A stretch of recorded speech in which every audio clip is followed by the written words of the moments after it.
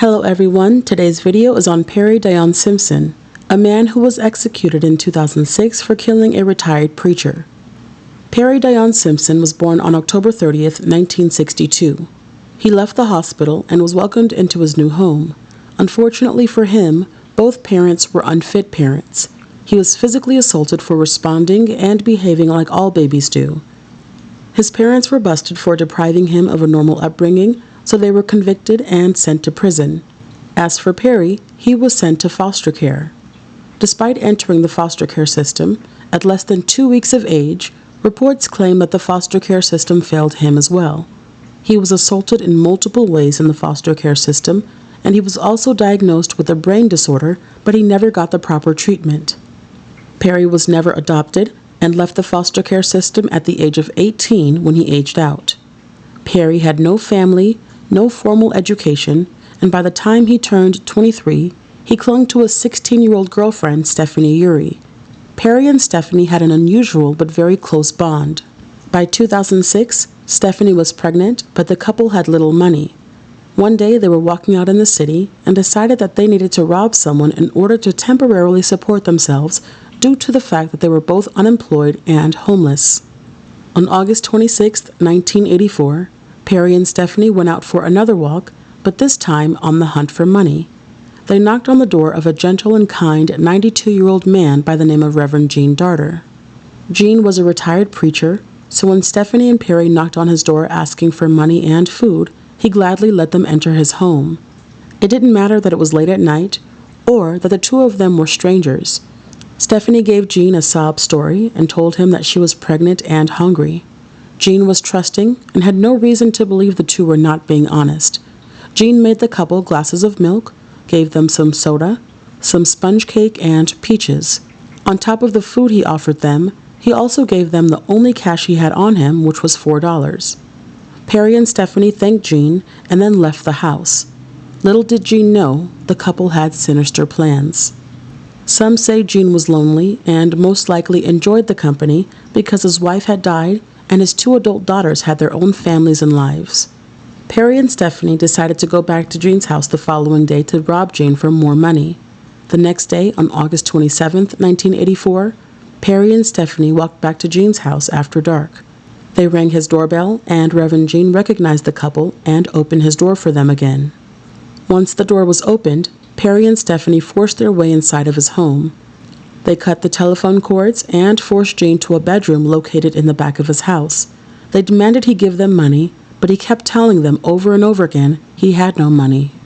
Angered by this, Perrie began assaulting Gene. This did not scare Gene one bit, and he told Perrie that if he did decide to kill him, he knew he would be going to heaven. Angered even more, Perrie grabbed a belt and used it on Gene to cut his air supply. While Gene was struggling for his life, Perrie continued demanding to know where any money he had was stashed. 92-year-old Gene was unable to respond or fight back. Perrie then yelled for Stephanie to come to the back room to help him. He instructed her to hold the belt while he looked for a weapon. Unable to quickly find one, he grabbed an empty soda bottle and assaulted Gene with it until he passed away. After successfully killing Gene, Perrie went to the bathroom and found a small sharp object. He then used the sharp object on Gene's arms. Gene had gashes from his biceps all the way down to the underside of his forearms to his wrists. Perrie then casually packed a bag of food, a porcelain lamp, a radio, and a box of Kleenex. Perrie and Stephanie fled and were able to stay under the radar for nearly a month. Finally, on September 21st, 1984, Perrie was arrested and he immediately made a full confession. He was offered a cup of coffee, and after receiving the coffee, he then told detectives, "I have something to say, and you're not going to like it." He gave details about the murder, and he also told detectives that the murder was not planned. It wasn't until before they entered Gene's home that Stephanie said, "If we go in there to rob the man, we can't let him live." And he replied by telling her, "That's the truth." Perrie also claimed that he was enraged at the fact that the Reverend was smiling while being assaulted and telling the couple that he was going to heaven. Perrie was indicted on murder charges, and when his trial began, he pled guilty to murder. There were issues, though, that caused Perrie to have 3 separate trials with 3 separate juries. In each trial, a jury found Perrie guilty and sentenced him to death. A lay judge in Guilford County believed there were problems with how Perrie's confession was obtained because he was taken into custody on an unrelated assault charge when questioned about the murder of Jean. The lay judge did not rule on Perrie's bail and sent him to the magistrate in Reidsville. The Supreme Court of North Carolina admitted an error on their part, and they claimed he was not being charged with murder in Reidsville, but he was just sent to see the magistrate there.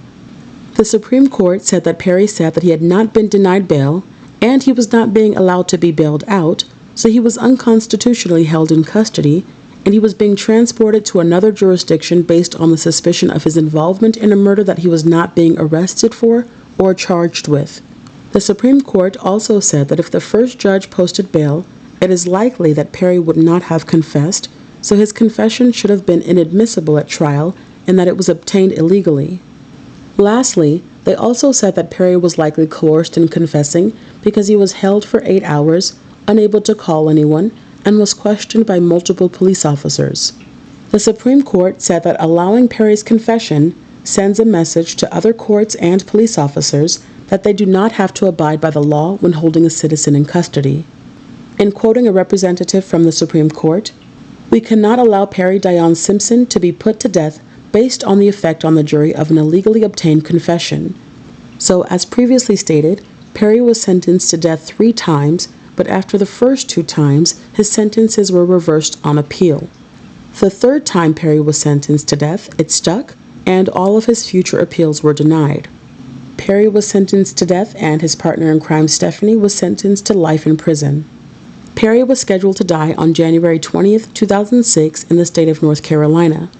When it was nearing his execution date, the Supreme Court denied his final plea for a stay of execution. Governor Mike Easley also denied Perrie's final plea for clemency. Governor Mike Easley issued his denial for clemency at around 10 p.m. on January 19th, which was only hours after the Supreme Court refused to commute Perrie's sentence. Protesters tried to stop the execution, but they were arrested in the crosswalk next to the prison driveway. Protesters were blocked by prison guards, metal barricades, and the state capitol police. Perrie was able to enjoy a last meal of McDonald's and Wendy's. He had a McRib sandwich from McDonald's, a double cheeseburger from Wendy's, and he also had macaroni and cheese, cheesecake, and a Pepsi. Perrie was able to spend the evening with his loved ones, and finally, on January 20th, at about 1:15 in the morning, Perrie entered the preparation room for his execution, and he was strapped in a gurney and covered up to his shoulders with a blue sheet. In his final statement to the public, he expressed remorse for his crimes. "I want to say I am sorry for what I did. I'm sorry for the victim and the families. I'm sorry for my family. I'm sorry for everybody." He then spoke about his partner, Stephanie Eury, who was serving life in prison, the woman who was pregnant with his child and gave birth to their child in prison. "I want to say to Stephanie, I'm sorry for what happened to you. I wish you'd get out and make a life for yourself. May God bless everyone." Perrie was then moved to the execution room at 1:50 in the morning. Perrie smiled and looked at his supporters in attendance of the execution.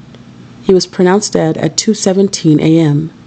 After Perrie's death, Curtis Faircloth, Jean Darter's grandson, issued a statement.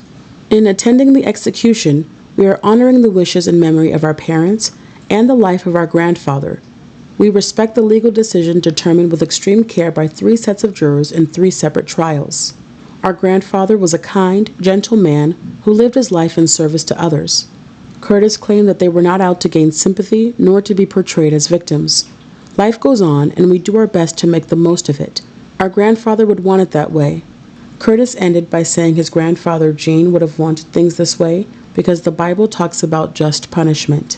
Thank you all for watching another episode of Death Row Executions. See you all for the next video.